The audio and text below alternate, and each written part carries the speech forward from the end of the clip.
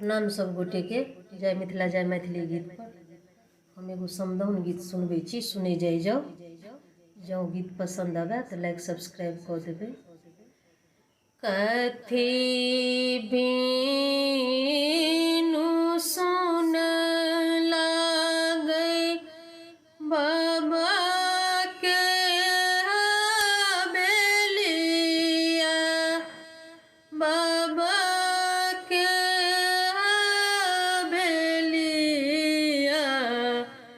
कथी बीनु बगिया उदास, कथी बीनु सुन लागै बाबा के हबेलिया, बाबा के हबेलिया। कथी बीनु बगिया उदास, बेटी बीनु सुन लागै बाबा के हबेलिया, बाबा के हबेलिया।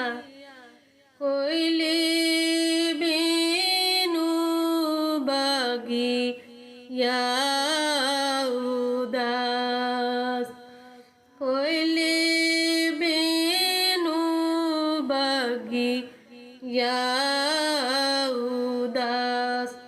केयो जे बेटी के नीता बजाबै,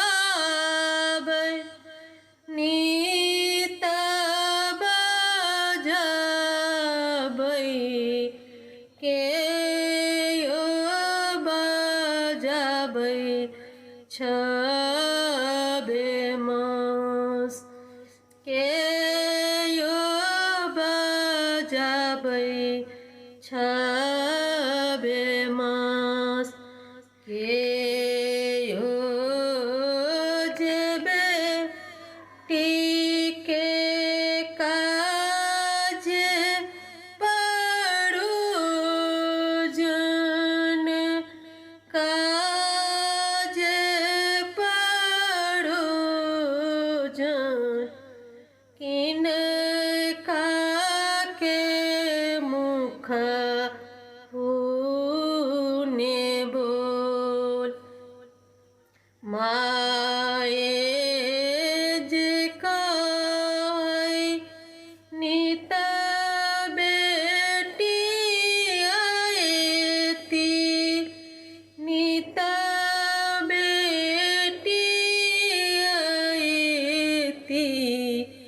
बाबा कहै छबे मास, बाबा जे कहै छबे मास। भैया जे कहै काज परोजन, काज परोजन। भौजी के मुख